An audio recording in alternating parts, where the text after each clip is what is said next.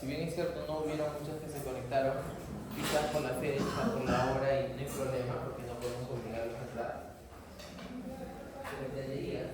Pero tendrían que ver el video, y desde ese momento hasta el día de ayer que he visto el link nuevamente, solamente han entrado 2 personas, ¿no? Entonces, había un video ayer. no he dicho eso, he dicho del link de ese. ¿Ya? Bueno, no sé. Comparte con nosotros de grado. Solamente dijeron de mí. Gracias. Entonces está. Sí, estaba perdido. Muy ayer. Nunca dije dije link de la grabación. No ha habido nada nuevo. Link de lo que ¿sí? Entonces, para los que no entraron y para los que entraron y desean volver a ver, pueden verlo. Pero sobre todo los que sí o sí deberían de verlo, es los que no entraron. ¿Sí? Entonces, bueno, así que pedimos por favor de que traten de ver eso. Y antes de darle paso al doctor Nieves, para poder empezar conmigo, quiero ver la relación de dudas de ese punto. ¿Qué dudas tiene? De ese punto. De los escenarios. No sé si me escuchó bien, pero me refirió a una parte que sí consideraba, pero eso sí. Se refería a eliminar, se refería a que perdía tanto cloro, 2 cloros, un sodio y un potasio, más los rectificadores de potasio que también liberaban en la zona luminal, ¿cierto? Sería que perdería en total 2 cloros, 2 potasios, 2 cloros, 2 potasios y un sodio, nada más. ¿En qué dijeron? No te entiendo. Con respecto a la aldosterona, cuando hay una alteración en su receptor de mineralocorticoides. Ya, la relación de la aldosterona al llegar a su receptor, lo que hace es que en la cara luminal se exprese o se active, cualquiera de los dos es válido, el ENaC y el RONCA en la cara luminal. Y este va a jugar con sodio para reabsorber y con potasio para secretar. Eso justamente que llega. El ENaC sería un sodio, 2 cloros, y también menciona en el otro un potasio, pero también menciona que activa el canal rectificador de potasio para que se elimine ese potasio. Para que se elimine, claro. Entonces sería un sodio, 2 potasios, 2 cloros y elimino también cierta cantidad de potasio. Al mismo tiempo. ¿Cierta cantidad de qué? Potasio. De potasio, sí. El cloro en relación 1-2 no es algo que esté totalmente centrado, como por ejemplo en ASA. Sin embargo, sí hay ciertos autores que lo mencionan y estaría bien. O puedes poner sodio y la relación de cloro-agua que también juega. También estaría bien. En ese sentido no. Pero sí creo que quien menciona la relación de 2 es Gaito. Y respecto a los gráficos,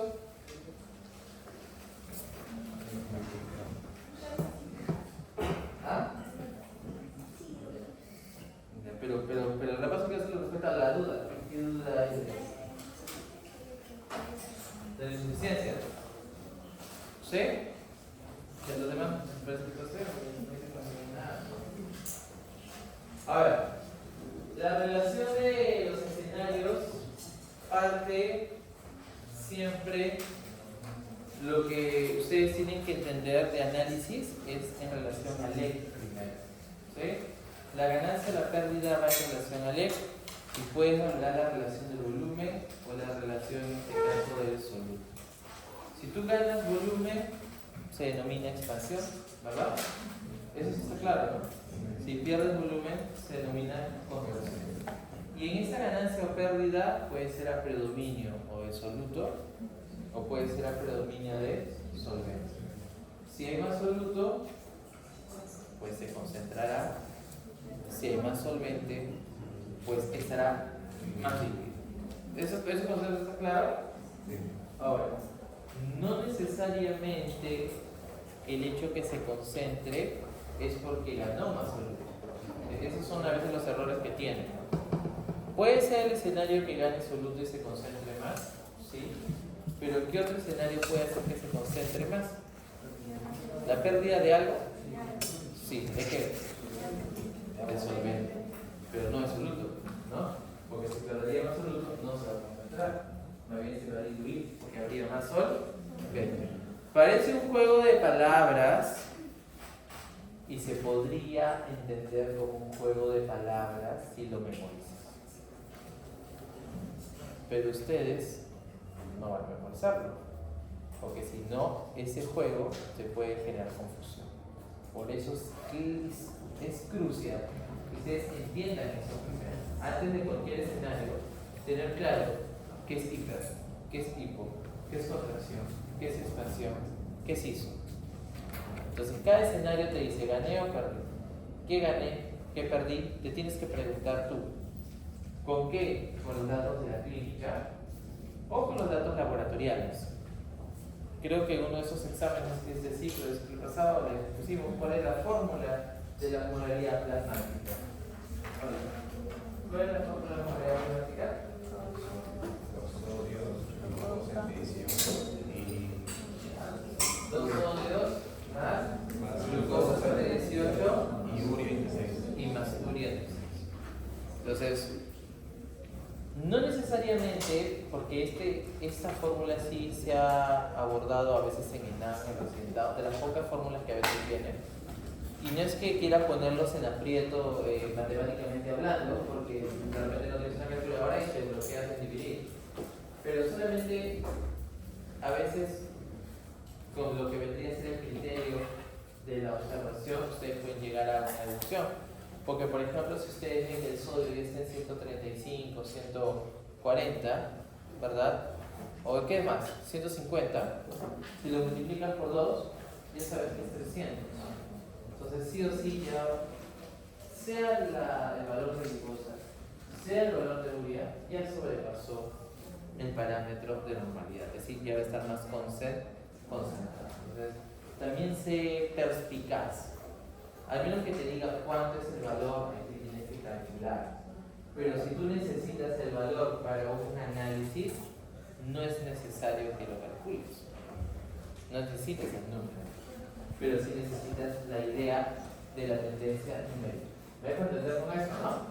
Si ya sabes que 150 lo multiplicas, el otro que sea, no sé, 120 y el otro que sea, no sé, 60, sí o sí ya sobrepasó el 310, 320. Entonces es hiperosmótico. ¿Está bien? Okay. Entonces, teniendo ese dato, ustedes empiezan a analizar. Y Tirsa fue la única que mencionó el caso, y ese caso haremos porque es la única que hablaba. Es insuficiencia suprarrenal. Ya teniendo entonces claro qué es contracción, qué es expansión y todo. En este gráfico, que son los escenarios de los gráficos de Janet Narrow, en este caso, si les preguntamos de Janet Narrow, en la representatividad del P interno tenemos este rectángulo que habla de los 2/3, 1/3 en relación al agua corporal total, que es el 60% del peso en kilos, ¿no? Aquí tengo el agua corporal total, 60% del peso en kilos. Entonces acá tengo el NIC y el EC, 40 y 20, ¿no? Acá tengo el volumen y aquí tengo la osmolaridad. Cuando uno tiene que analizar este esquema, siempre tiene que empezar a analizar en el EC. Eso es lo primero que tienes que, por favor, interiorizar. En el examen de venir que esquematices, puedes memorizar los esquemas, no, al final nunca me voy a dar cuenta. Pero cuando ustedes les pide hacer el dibujo y lo van explicando mientras lo van ejecutando, ¿cómo nosotros como docentes nos damos cuenta que lo entienden y lo están analizando de verdad? Porque su explicación tiene que partir aquí, en el ¿no? Ya en la experiencia nosotros a veces vemos y empiezan a dibujar de líquido de frente. Ya eso es memoria. Porque el que le está analizando tiene que empezar en él. Ahora, ¿qué gano? ¿Qué pierdo? Ahí es donde entra la fisiopatología, ¿no? Porque en el caso de insuficiencia suprarrenal, yo ahorita, así, a secas, de verdad, tendría que empezar a pensar qué es lo que pasa para yo empezar a hacer el dibujo. Si no, sería memoria. ¿Qué es lo que sucede en insuficiencia suprarrenal, tío? Bueno, la lesión que absorbe el sodio y el agua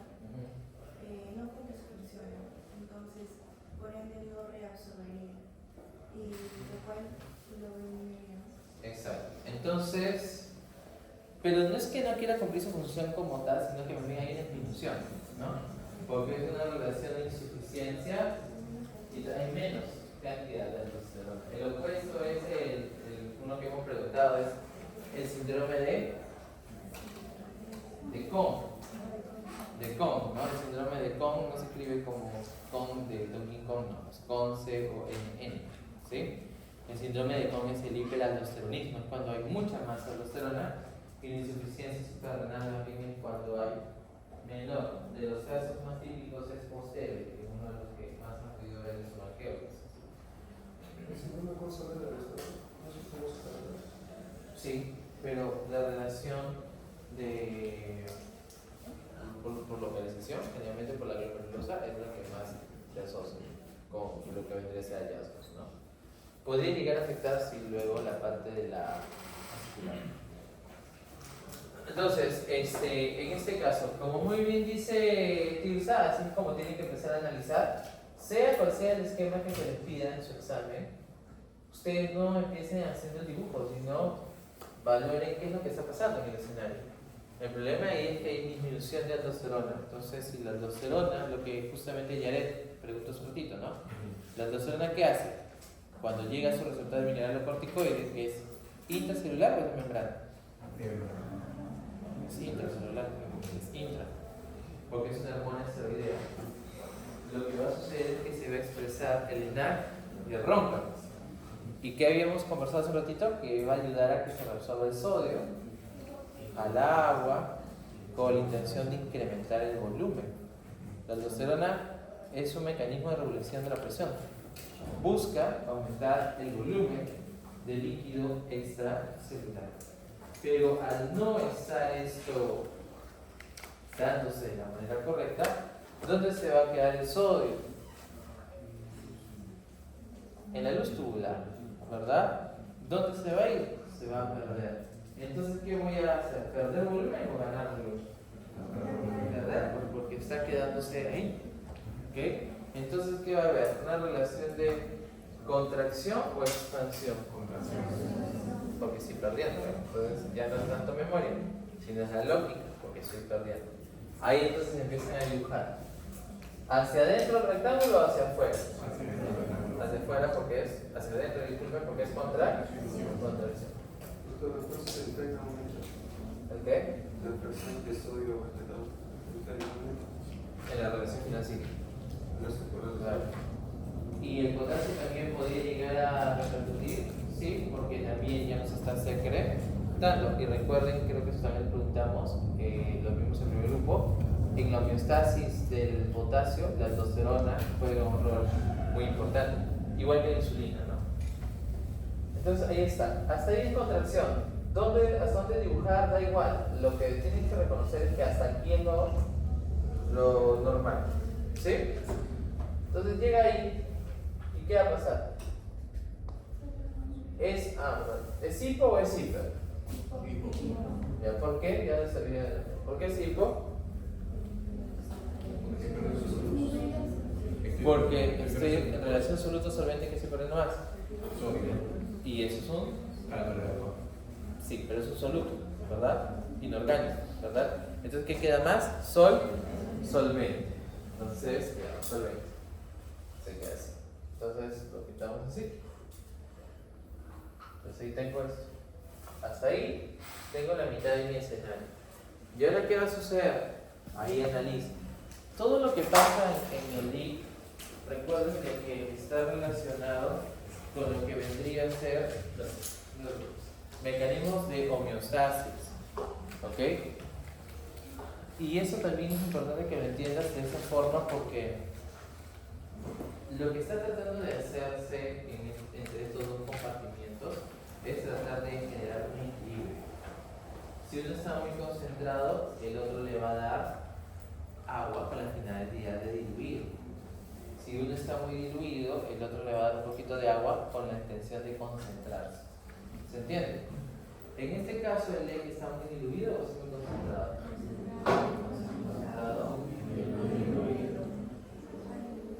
¿Concentrado o diluido? Diluido, porque hay más agua. Entonces, ¿qué quiere ¿Qué quiere este compartimiento? ¿Llegar a ser hiper? No, pero quiere llegar a ser ISO. Y para ser ISO tiene que estar más concentrado de lo que está, ¿o no? Ya, entonces, ¿qué tiene que hacer con el agua? Hay un fenómeno que es el incremento de la turgencia, cuando un medio es hipo respecto al otro. Entonces, el agua, que puede llegar a lisis dependiendo de la fragilidad de la membrana, el agua va así, va de LEC a LIC. ¿Y qué va a pasar con el agua en el LIC? Si de por sí, imagínense que ya es un compartimiento que está a tope en su capacidad, el excedente ¿a dónde iría? Tendría que expandirlo, ¿no? Porque ya no podría aceptar más. Entonces lo que hace es expandirlo. ¿Y qué va a pasar aquí? Con la osmolaridad. Lo va a empezar a diluir. ¿Por qué? Aumentar, ¿no? A diluir. Porque el soluto de aquí va a empezar a... ¿qué cosa? A diluirse. Y al final se torna este esquema. ¿Este esquema cómo se llama?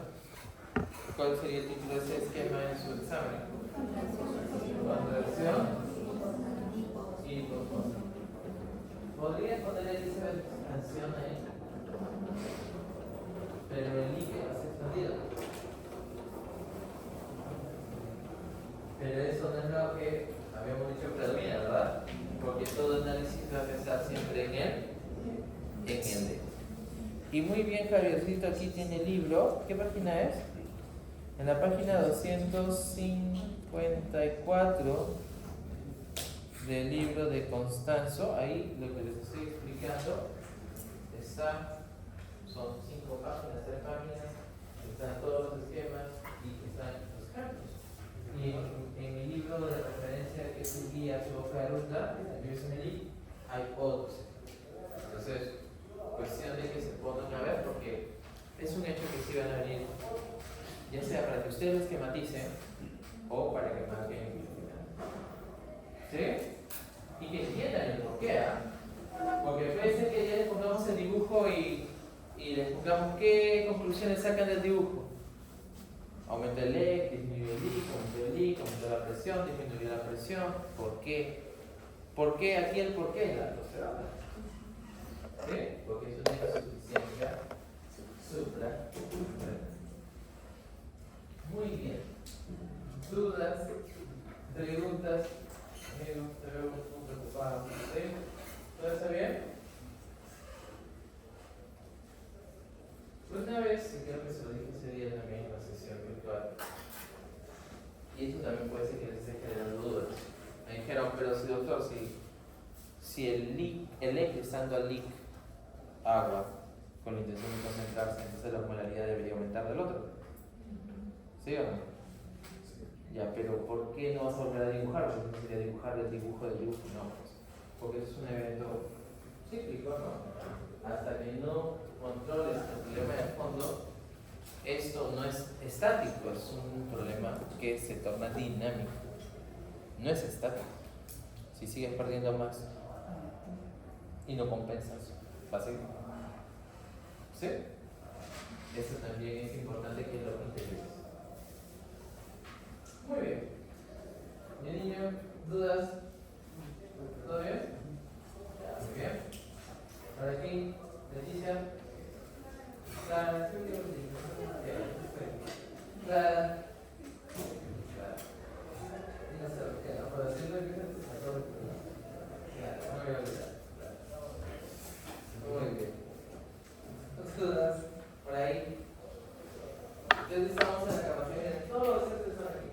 Estamos en la capacidad de que si tienen alguno de esos, de las 10 preguntas de esa parte, todas las van a aceptar. Que dicho sea, son 20 de todos los capítulos, ¿no? Es decir, puede venirlo como todo de las manos, de todas las cosas que hemos visto, de las fracturas.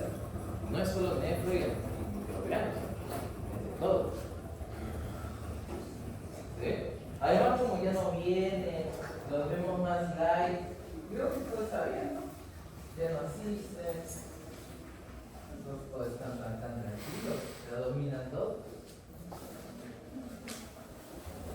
Al inicio lo vemos más preocupados, ¿no, doctor Nieves? Ahora lo vemos tres, tranquilos, están preparándose para la playa, para la Ya calentando motores por encima. no hay ningún problema que venga el capítulo que venga. ¿Sí o no? Muy bien, excelente. No queda bien. No hay ningún problema. Muy bien, entonces, ¿tienen alguna duda más de esto? Por eso creo que vamos a hacer algunas cositas de antimicrobianos. ¿Todo bien? ¿Todo bien? De eso aquí el estudio, ¿no? De manos, voy a poner dibujos de manos, a ver qué flexión, quién es inervando, quién es derivando, porque he hecho el ejercicio en los otros grupos y no me diferencian qué es abducción, qué es aducción, flexión, extensión. No es broma, voy a poner manitos a ver qué ponen ahí. Voy a poner a ver un policía que está moviendo algo, así. ¿Qué movimiento tiene inervando? Movimiento de autoridad. Muy bien. Muy bien, doctor. Amigo. Bien. Bueno, chicos, vamos a hacer un poquito de casos clínicos para que podamos entender cómo podemos ampliar la parte aplicativa en la parte de paciente. ¿Ya? A ver, muy bien. A ver, apuntamos. Paciente, ¿ya? Varón, 4 años, con diagnóstico de VIH positivo. En su último recuento de CD4 presenta 50 células. Viene a la emergencia porque presenta tos y fiebre, agregándose dificultad respiratoria en las horas.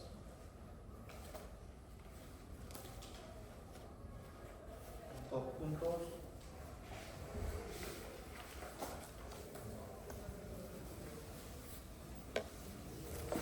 Se le realiza radiografía de tórax donde se le encuentra un patrón intersticial bilateral.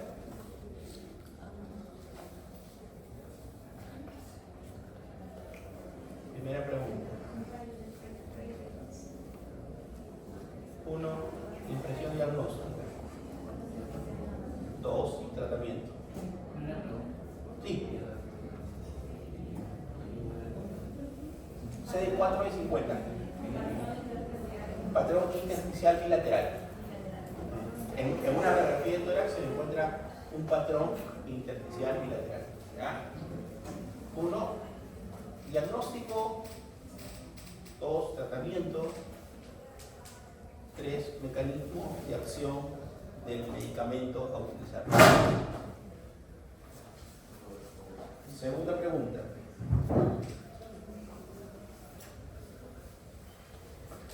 Paciente diabético de 37 años, hospitalizado hace 30 días, el cual presenta, hospitalizado por un tema, un pie diabético infectado. Pie diabético infectado. Posteriormente, dentro de la hospitalización, el día 30 de hospitalización, y la manipulación, el paciente no mejoraba, empieza a hacer fiebre y dificultad respiratoria. 2 puntos.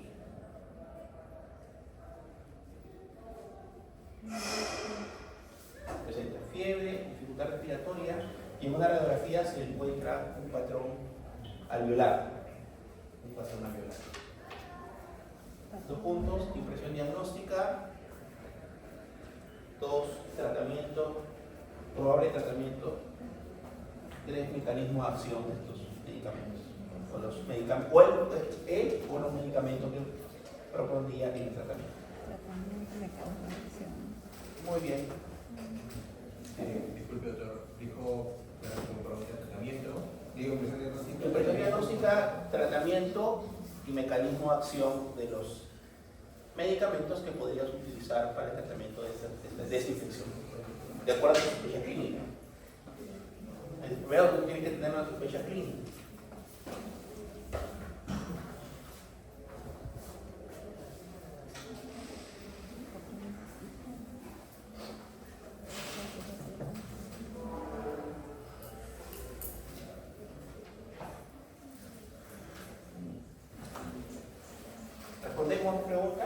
proceder a discutir.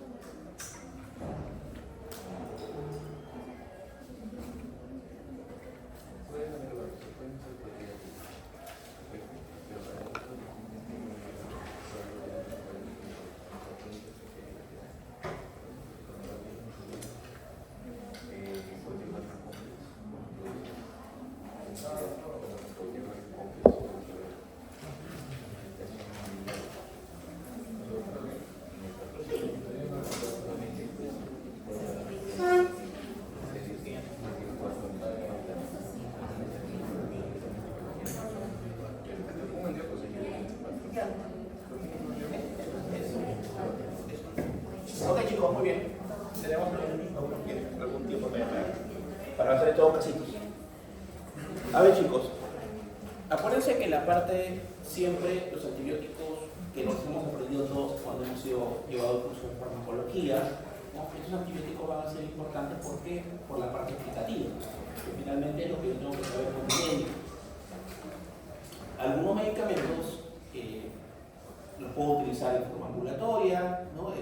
Por ejemplo, mayoritariamente ustedes cuando vean antibióticos no van a utilizar antibióticos hospitalarios, ¿no? Van a utilizar más que todo antibióticos de uso básico. Por ejemplo, si le viene un paciente con una faringitis supurada, no van a pensar en darle pues un antibiótico como una cefalosporina de tercera generación, de cuarta generación, carbapenem. Mayoritariamente lo que utilizamos son penicilinas o cefalosporinas de primera o a lo mucho segunda generación. Eso es lo que utilizamos. Entonces, su espectro de utilización antibiótica va a estar basado mucho en temas de penicilinas, ¿no? Y cefalosporinas de primera y segunda, porque mayoritariamente las cefalosporinas de tercera y cuarta las vamos a utilizar con mayor frecuencia en la parte hospitalaria, ¿no? Por ejemplo, a ver, yo les voy a mencionar algunas penicilinas, perdón, algunas cefalosporinas, ustedes me van a decir de qué generación son. ¿Cuántas generaciones de cefalosporinas conocemos? ¿Existen actualmente? 5. Ahora existen 5, ¿no? Anteriormente había 4, probablemente cuando ustedes han estudiado farmacología les han enseñado 4. Ahora hay estas 5, ¿no? Por ejemplo, si yo les digo cefalotina, ¿es una cefalosporina o no? Sí. Okay. ¿Qué generación es? Primera generación, así es. La primera generación, más a qué está enfocado su espectro antibiótico, que es lo que ustedes tienen que saber. Así es, muy bien. Eso también es importante, porque finalmente más lo vamos a utilizar, por ejemplo, para infecciones por gram positivos, ¿no? O en algunos casos, cuando yo necesito darle algún tipo de tratamiento, por ejemplo, gestantes. Si ustedes les preguntan en algún examen o su evaluación que va a venir, ¿no? Mayoritariamente, ¿qué antibióticos podemos utilizar en gestantes? Son las penicilinas y son las cefalosporinas, ¿no? ¿Por qué? Porque los otros medicamentos, ¿y dónde actúan mayoritariamente estos medicamentos? En pared celular, así es, inhibiendo diferentes, por ejemplo, la producción de peptidoglucanos, ¿no? Que son importantes en los gram positivos,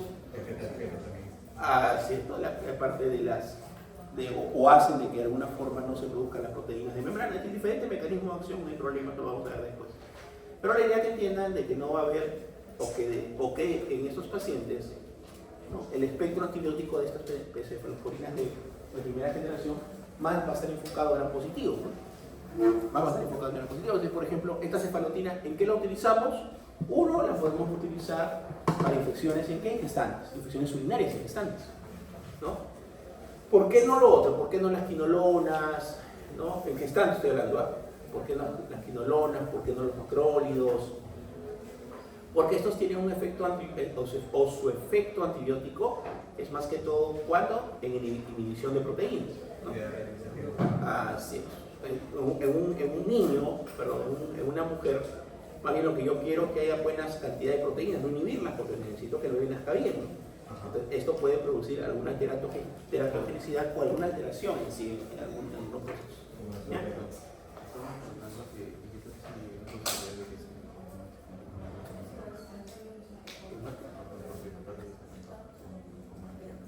Sí, porque es mismo.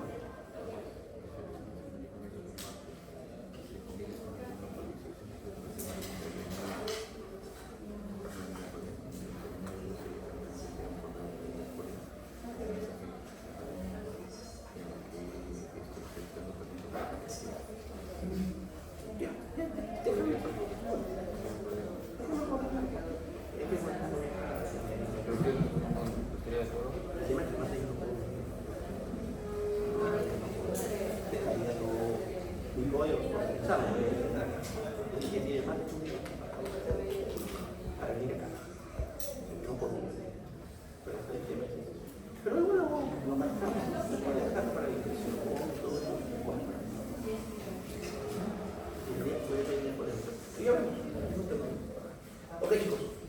Muy bien, entonces, esto es... ¿Sí? Porque si la cobertura de las tecnologías es un gran positivo, usted Porque también tiene, es decir, lo que decía la pregunta, ¿no? Mayoritariamente es contra gram positivos. Eso quiere decir que tampoco tiene espectro contra gram negativos. Pero su espectro mayoritariamente es contra gram positivos. Es suficiente para Claro, para una gestante sí, ¿no? Sí, probablemente no le das.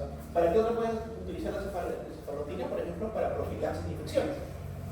Profilaxis de infecciones, por ejemplo, le voy a hacer a un paciente algún tipo de cirugía, ¿no? Donde puede haber algún riesgo de contaminación, también le puedo utilizar. Es decir, su enfoque es más gran positivo, ¿no? Pero tiene alguna cobertura para grandes. Cuando hay heridas tienes fuerza. Claro, ahí es diferente, ¿no? Ahí sí tienes que pensar que también en gran positivo. Por ejemplo, ahí puedes utilizar que los tratamientos biorales, en ese caso, para el siguiente pregunta. ¿Qué cefalosporina de primera generación conoce? Cefalexina. La cefalexina la puedo utilizar lo mismo, ¿no? Lo puedo utilizar para infecciones por gram positivos también, ¿no? Cuando es resistente. Claro, no, generalmente, por ejemplo, quiero tratar una infección urinaria también en una gestante, ¿no? O una celulitis tal vez no tan complicada, ¿no? Se puede dar. Las cefalosporinas de primera generación también tienen cobertura para el tema de los gram positivos. ¿Ah? Cuando sea resistente a otro medicamento. Claro, acuérdate que siempre lo ideal es siempre tomar cultivos, ¿no? Es decir, si yo tengo sospecho de una gestante infección urinaria, tengo que tomarle cultivos, ¿no? No solamente dar antibióticos, sino hay que tomarle cultivos. Más, todas las guías recomiendan eso, ¿no? Es decir, muchas gestantes pueden hacer infecciones urinarias que se llaman bacteriurias asintomáticas. Es decir, que no tienen de alguna forma síntomas, pero tienes leucocituria y tienes cultivos positivos. Este es un factor de riesgo en las gestantes, ¿para qué? Para hacer pielonefritis, ¿no? Entonces a las gestantes se les pide, pero no, para descartar que no tengan una bacteria sintomática. La simple pielonefritis no es hematógena. ¿Perdón? La simple pielonefritis no es hematógena. ¿Cómo? No es hematógena la simple pielonefritis. Sí, claro. El mecanismo de acción, perdón, la parte fisiopatológica de la explicación de las infecciones urinarias mayoritariamente es por vía ascendente, ¿no? Es decir, una mujer mayoritariamente, o un hombre, más frecuentes en mujeres, van a tener síntomas de cistitis, ¿no? Disuria, polatiura, tenesmo. No se trata bien que los empiezan a hacer que fiebre y vómitos, ¿no? Dolor lumbar, pues ahí ya es una pielonefritis. Es decir, es ascendente. Lo que tú dices también es verdad. Podemos tener también pielonefritis por vía hematógena, sí. También podemos tener pielonefritis por vía hematógena. No, pero no es lo más frecuente. La forma de frecuente de infecciones urinarias es por vía ascendente. Ingresa la bacteria. Acuérdense, la bacteria más conocida es el E. coli. El E. coli tiene herpes, ¿no? Fácilmente se adhieren al urotelio y pueden de alguna forma subir hacia la estructura superior hasta el riñón, por decirlo. La cistitis es una enfermedad de la vejiga, ¿no? Voy a consultar, volviendo con la cefalosporina de primera generación. Sí mencionó los tipos, en qué indicaciones se debe quedar, pero en caso que, eso sería parte del STEP, pero si nos referimos a un término más general, anulamos la cefalosporina de primera generación si es que cualquiera representa resistencia no asociada a cefalosporina, ¿cierto? Claro, en realidad, ¿tú cómo vas a saber resistencia con el cultivo, ¿no? Pero hay algunos datos que nos pueden hacer pensar que una persona sea resistente, ¿no? Tal vez esta paciente está recibiendo antibióticos por algún motivo, ¿no? O ha recibido antibióticos en los últimos 3 meses, o tiene mucha medicación por tratamientos, por infecciones. Claro, exactamente. Ahí ya tienes otro tipo de resistencia. Y ahí ya tienes lo demás, que son las cefalosporinas de segunda generación. ¿No? Ahí tenemos lo mismo. Tenemos la formetodinosa, tenemos la cefluoxima, ¿no? Y también hay presentación bioral. Y tenemos otro medicamento que es ¿qué? ¿Qué? La cefluoxima. De segunda generación tenemos la cefluoxima, que hay presentaciones bioral y hay presentación endovenosa. Y de ahí, ¿qué otro antibiótico tenemos en segunda generación? Cefaclor. El cefaclor más que todo es bioral, no hay presentación endovenosa. De ahí tenemos las cefalosporinas de tercera generación. Lo que más utilizamos es las distracciones, ¿no? Por ejemplo, los americanos utilizan mucho las distracciones, utilizan más la cefotaxima, ¿no? Que también es una cefalosporina de tercera.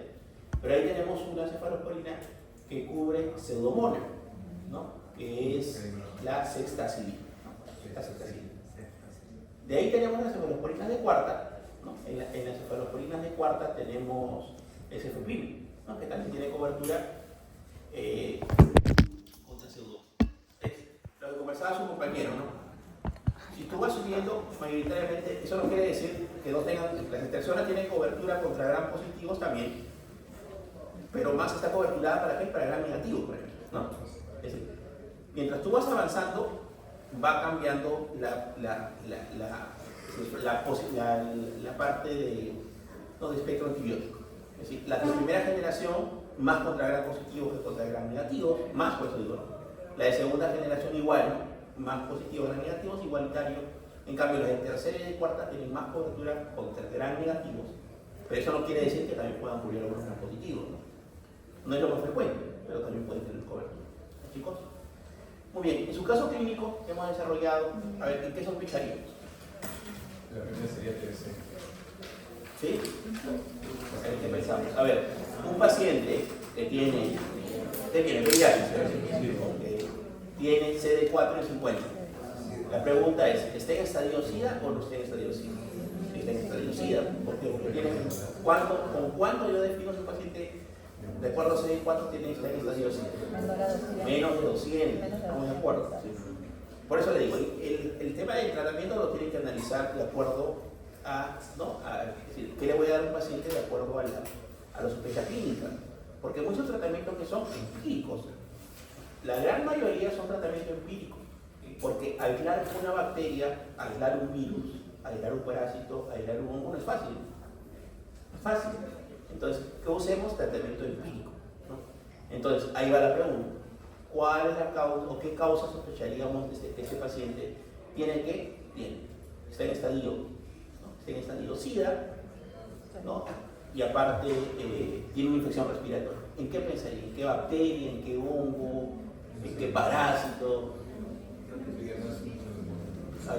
¿Cuál es la principal causa de neumonía en pacientes en estadio SIDA?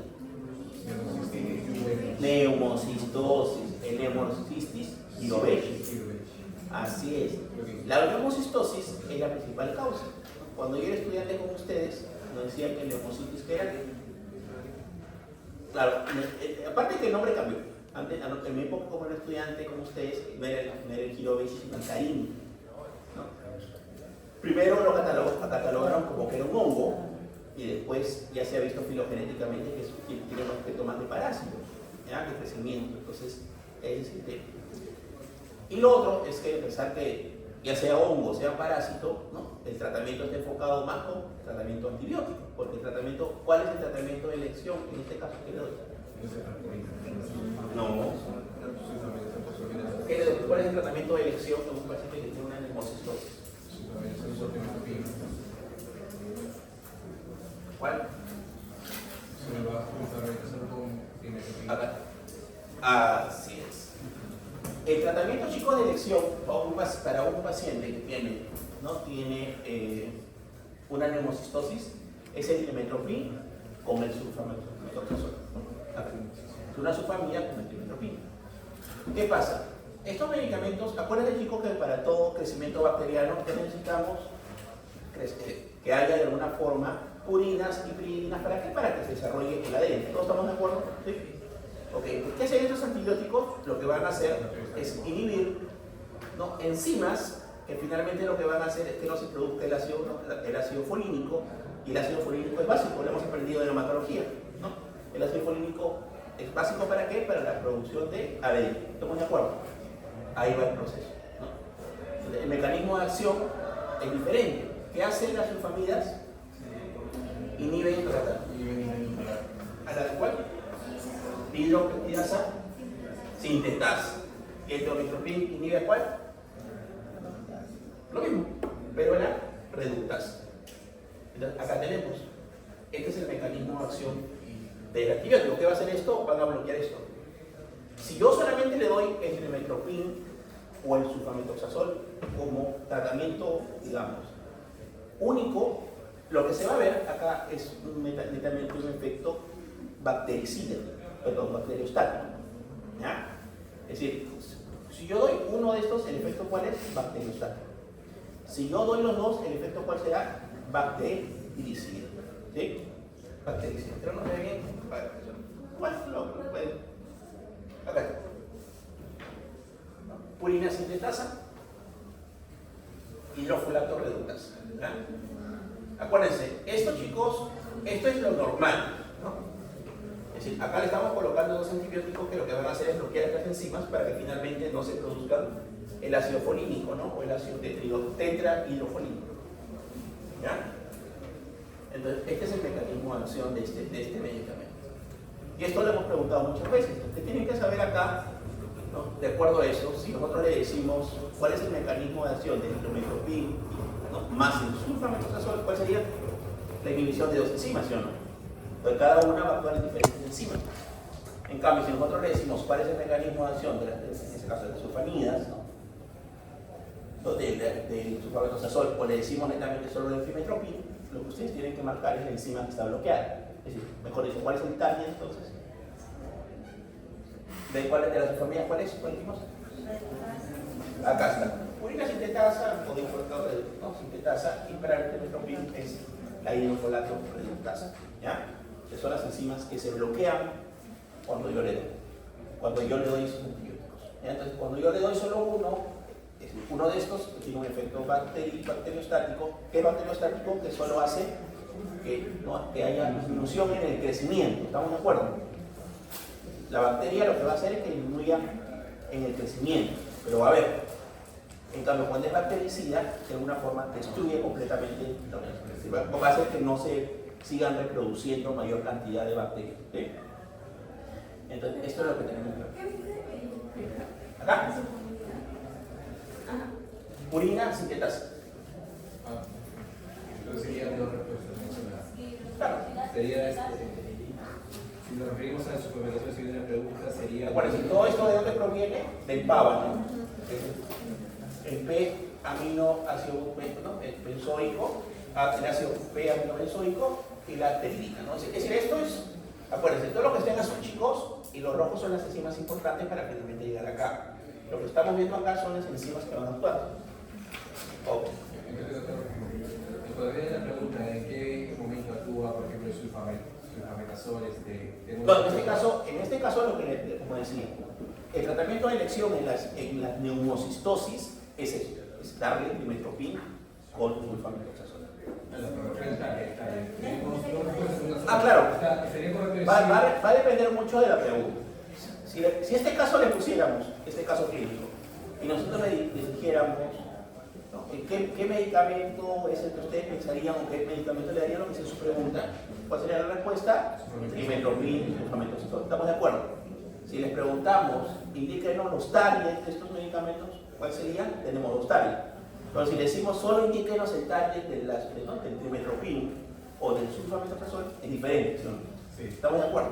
Entonces, seguido dos tipos de nombres para la misma medicina. No, claro, puede ser cualquiera de las dos. Cualquiera de dos. Pero en general, más utilizamos la hidrofolato, ¿sí? Hidrofolato reductasa o la hidrofolato sintetasa, ¿sí? Muy bien. Entonces, esto, chicos, es la primera pregunta. Entonces, ¿cuál es la idea de esta primera pregunta? Es que ustedes, ¿no? En los casos clínicos que les ponemos muchas veces, a veces le ponemos indique el mecanismo de acción del tratamiento que le den a este paciente. Entonces, tienen que saber qué tratamiento le voy a dar. Y hay medicamentos que son específicos, ¿no? Que son específicos para eso.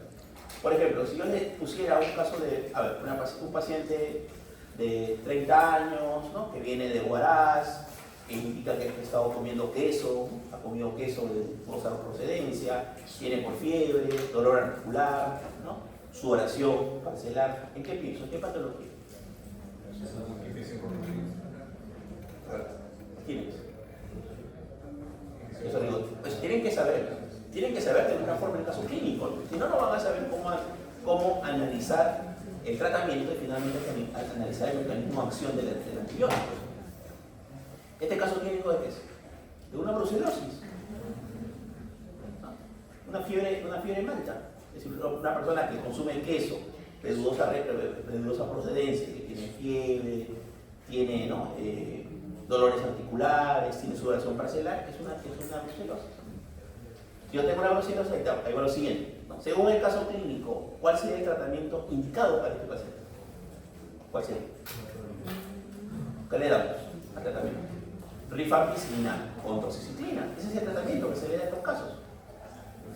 Entonces, ahí va la siguiente pregunta.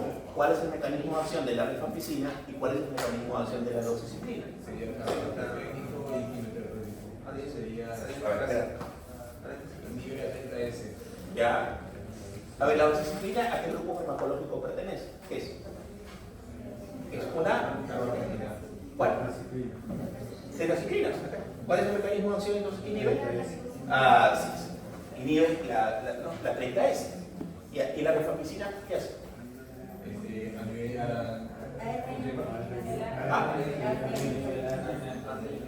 ADN polimerasa. Inhibición de... así es. No la quirasa. ¿La quirasa cuál es? Las quirasas son las fluoquinolonas, ¿no? Es decir, la que inhibe la ADN quirasa, que finalmente lo que va a hacer es ayudar a que, como dice su nombre, quirasa, ¿no? Le puedan entrelazar el ADN. ¿Sí? Esta enzima ADN quirasa porque es importante. ¿No? Quirasa, ¿no? Quira. Para que se entrelace el ADN. Entonces, ¿qué te haces tú?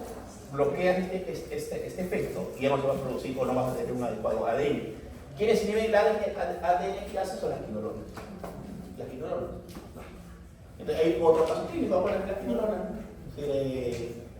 En general, no es que haya un tratamiento específico. Entonces, la idea que entiendo que en su examen, chicos, que ustedes van a ver, que les tienen que analizar los casos clínicos, ¿no? Tienen que analizar los casos clínicos, ¿no? Por ejemplo, le decimos, ¿no?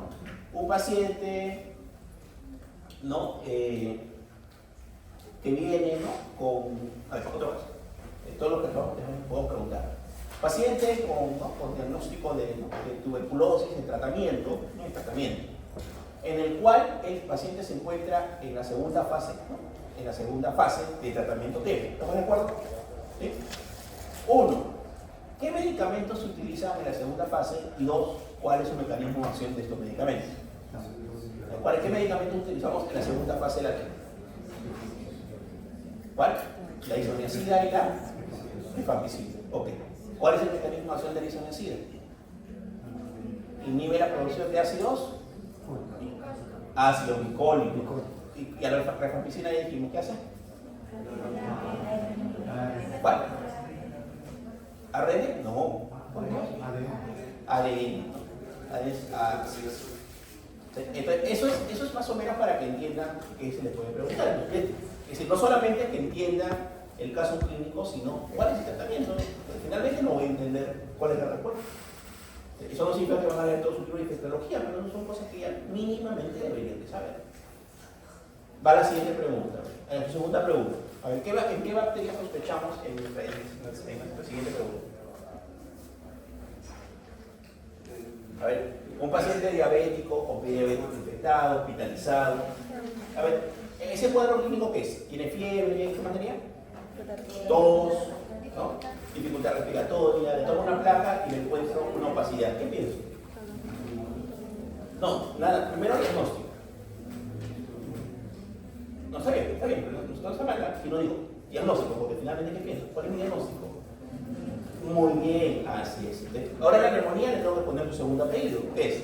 Una neumonía aquí en la comunidad, es una neumonía intrahospitalaria, es una neumonía asociada a cuidado de la salud, es una neumonía asociada a ventilador mecánico. Le tengo que poner su apellido. ¿Por qué? Porque de acuerdo a esto, yo voy a sospechar qué bacteria es la que probablemente haya podido producir infección. ¿Estamos de acuerdo? Así es. Es una neumonía de qué tipo? Intrahospitalaria. Ahí va. Es una neumonía intrahospitalaria. ¿Qué bacterias son las que generalmente están asociadas a la neumonía intrahospitalaria?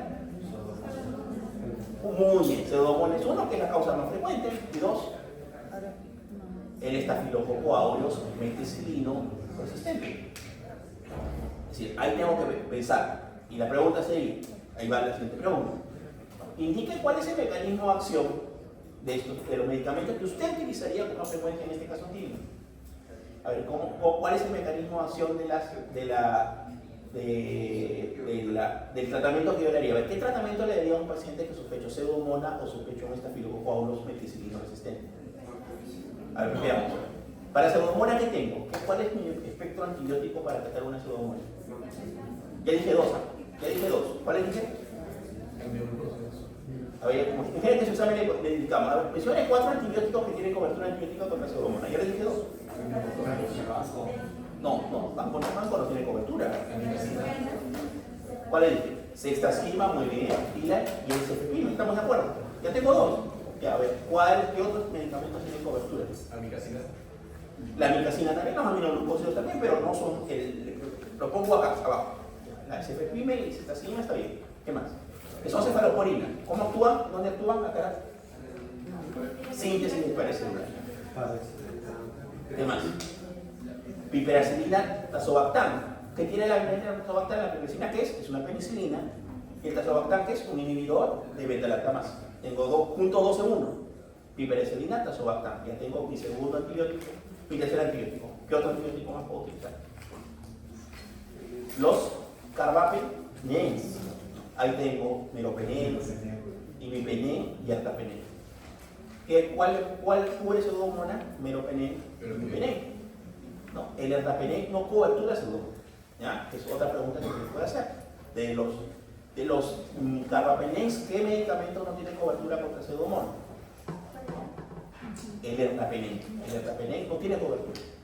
¿Ya? Muy bien, entonces miren, tienen ustedes ahí un espectro de un montón de antibióticos que tienen espectro. Y otro más, ¿no? Los monolactámicos que son elastionados, ¿ya? Estos son medicamentos, repito, piperacilina, tazobactam, cefepime, sextacilima, cefepime, y los carbapenem, ¿no? Meropenem y imipenem, ¿ya? Muy bien, entonces, de alguna forma, le voy a dar cobertura para Pseudomonas. Y el otro, para Staphylococcus aureus meticilino resistente que tengo. Nada. Para Staphylococcus meticilino resistente, ¿qué antibióticos puedo utilizar?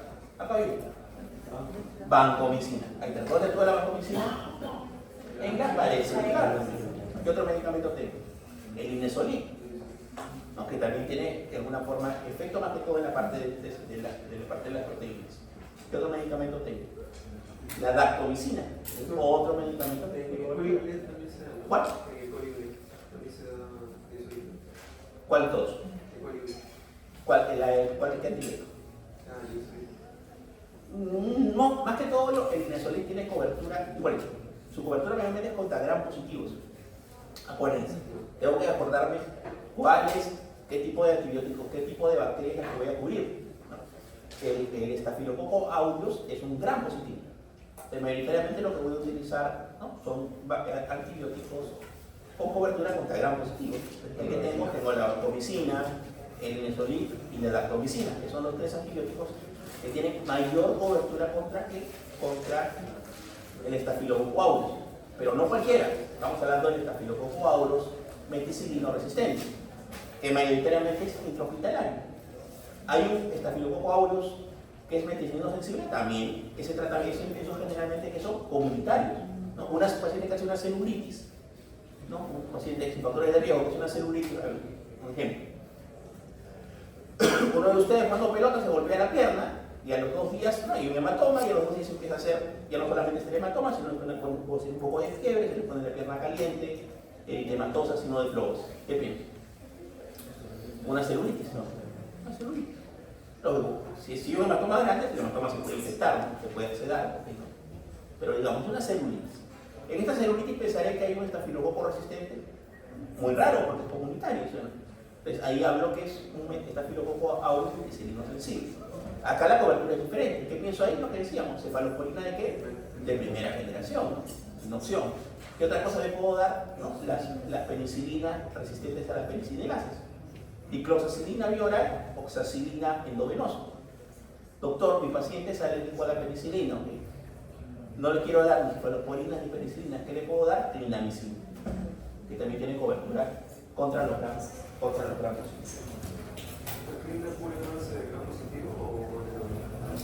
¿La cual? La clindamicina tiene cobertura para gram positivos y también para neurólogos, ¿no? Es una neurocida. Es una neurocida. ¿Aló, Clemita? Hola. ¿Aló? ¿Aló? Ok, chicos. Muy bien. Entonces, sobre la parte de los antibióticos, chicos, esto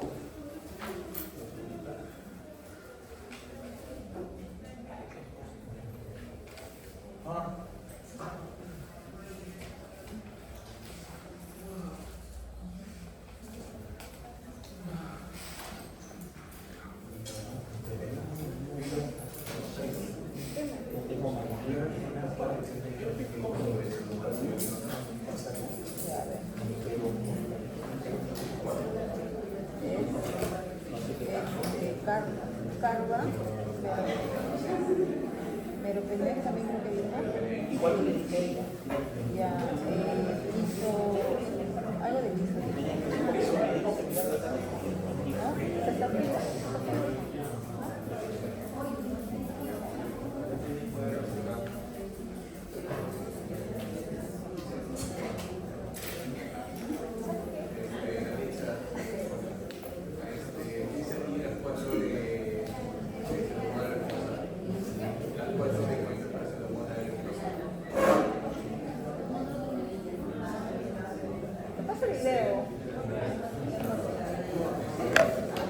Para pseudomonas, ya repito, para pseudomonas tengo cefalosporina de tercera generación, la cestacilina, ¿no? Cefalosporina de cuarta generación, cefepime. Tengo carbapenem, ¿no? El meropenem, el ipenem. Tengo monolactámicos, ¿no? Que es el astronal, ¿no? Y tengo un medicamento que tiene doble efecto, es una penicilina más un inhibidor de beta-lactamases, que es la piperacilina, que es una penicilina más el tazobactam, ¿no? Más conocido como el pipetazo, ¿no? En la parte hospitalaria, como ustedes vayan a los hospitales, y hay el pipetazo, que tiene cobertura para salud. Pero yo he leído, doctor, que las quinolonas también tienen cobertura, que los aminoglucósidos también tienen, es verdad, pero por su alta resistencia, uno, los aminoglucósidos no lo damos, y dos, las quinolonas no lo damos. Ciprofloxacino, por ejemplo. Y en cuanto a los aminoglucósidos, se recomienda, y ustedes van a ver en algunas guías, cuando hay tratamiento con pseudomonas, se dé tratamiento, ¿no? Doble por sinergismo. Las penicilinas tienen sinergismo con los aminoglucósidos. ¿Qué significa sinergismo? Que ayudan a mejorar el poder infeccioso. Entonces, por ejemplo, le doy cestacilina con aminoglucósidos, ¿no? Con amicacina. ¿Por qué? Para de alguna forma hacer sinergismo. No, pero así solo no se le da, pero también de alguna forma teóricamente tienen cobertura contra seguro. ¿Sí, chicos? Gracias. Muy bien, entonces la otra semana, chicos, es con todo este tema de los paros, que si hay paro, no hay paro, si hay paro, no sabemos, no les puedo afirmar ahorita si la otra semana va a ser la reciente. Esperemos que nos confirmen, yo creo que el lunes, ¿no? O el martes.